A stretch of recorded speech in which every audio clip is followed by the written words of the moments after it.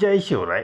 नमस्कार शेतकरी बांधवांनो, आपण पाहणार आहोत कृषी उत्पन्न बाजार समिती मंचर मुख्य बाजार आवार मंचर एपीएमसी कांदा बाजारभाव रविवार दिनांक 23 फेब्रुवारी 2025 रोजीचे. आज मंचरमध्ये कांदा आवक 37,823 पिशवी कांदा आवक झाली होती.